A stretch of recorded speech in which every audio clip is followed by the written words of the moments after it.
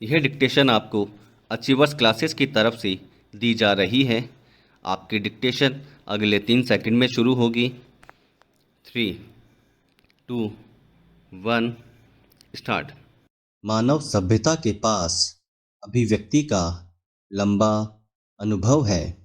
किसी के बोलने के लहजे या तौर तरीके से ही लोगों को प्राय अंदाजा हो जाता है कि बोलने वाला कैसा है। हमारी बोलचाल मारक और तारक दोनों ही हो सकती है।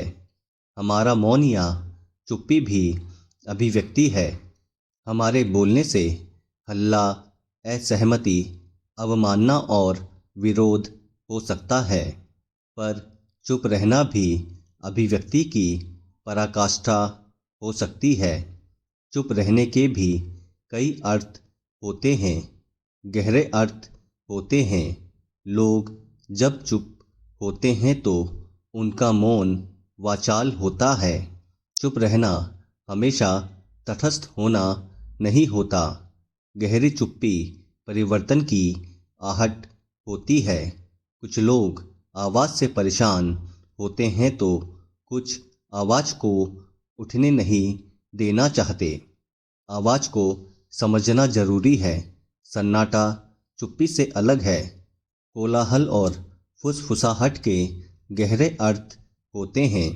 बोलने के लहजे या हाव भाव से एकदम क्या कहा जा रहा है यह समझ आ जाता है, पर चुप्पी का अर्थ खोजना होता है।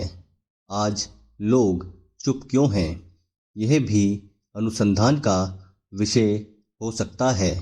क्या लोग भयभीत हैं? क्या लोग संतुष्ट हैं? गहरी चुप्पी से पहले लोग सवाल उठाना बंद करते हैं। चुप्पी भी एक बड़ा और गहरा सवाल है। कई बार बोलना चुप रहने से बेहतर होता है, तो कभी बोलने से चुप रहना।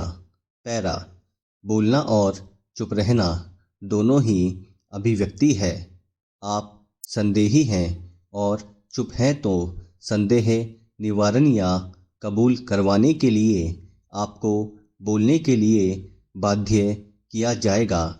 यदि निरंतर सवाल पूछते हैं तो आपको सवाल पूछने से रोका जाएगा।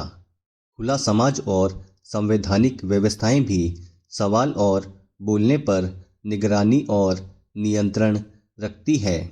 सोए हुए व्यक्ति को हल्ला कर सोने न देना असभ्यता है, और सोए हुए समाज या देश को आवाज़ देकर जगाना लोकतांत्रिक सभ्यता है। आजकल लोगों से ज़्यादा व्यवस्था परेशान है कि कोई सवाल तो नहीं उठा रहा है। कई बार लोग इसलिए सवाल नहीं उठाते कि व्यवस्था सुनती नहीं, और कई बार सवाल इसलिए भी नहीं उठते कि आपके पास कोई जवाब ही नहीं है। व्यवस्था को बोलना कम, सुनना समझना ज़्यादा चाहिए, पर आजकल व्यवस्था निरंतर बोलती रहती है और सुनती समझती कम है। सूचना तकनीक ने 24 घंटे 12 महीने बोलते रहने की व्यवस्था कर दी है। इससे सुनने समझने की सभ्यता के सामने संकट आ गया है। जब कहीं कोई सुनने समझने को तैयार ही नहीं तो लोगों ने बोलना ही कम कर दिया। लोगों की चुप्पी व्यवस्था की पहली पसंद है। लोक लुभावन बातों को बोलते रहने की व्यवस्था बढ़ गई तो लोगों का सारा समय सुनने में ही चला जाता है। लोग चुप और व्यवस्था बोलती रहे, यह लोकराज के व्यवस्था तंत्र की नई व्यवस्था है। पैरा, सरकारें जब असरदार काम नहीं कर पाती तो लोगों को चुप्पी तोड़ बोलना होता है। लोगों की आवाज़ व्यवस्था तंत्र को असरदार बनाने में मदद करती है। अभिव्यक्ति की आज़ादी मानसिक गुलामी को खत्म कर लोक चेतना का विस्तार करती है। लोक और व्यवस्था दोनों परस्पर एक दूसरे पर आश्रित हैं। लोक चुप है तो व्यवस्था अव्यवस्था का विस्तार करेगी। लोग चैतन्य होकर निर्भय हैं और अपने सवालों को लेकर संघर्ष करते हैं तो व्यवस्था लापरवाही कर ही नहीं सकती। लोगों की रात दिन बिना थके और रुके परवाह करना ही लोकतांत्रिक व्यवस्था की अभिव्यक्ति है। लोगों को अनसुना कर व्यवस्था को बोलते रहने का नाम लोकतंत्र है। व्यवस्था को निरंतर सुनना और समाधान प्रस्तुत करना चाहिए और लोगों को लोकतंत्र में लोक शक्ति को चैतन्य बनाए रखते हुए अभिव्यक्ति को मुखर और प्रखर रखना चाहिए। चुप्पी या सन्नाटे से लोकतंत्र को भयतंत्र या भीड़तंत्र में नहीं बदलने देना चाहिए। लोकतंत्र में सन्नाटा या चुप्पी लोक की अवमानना है।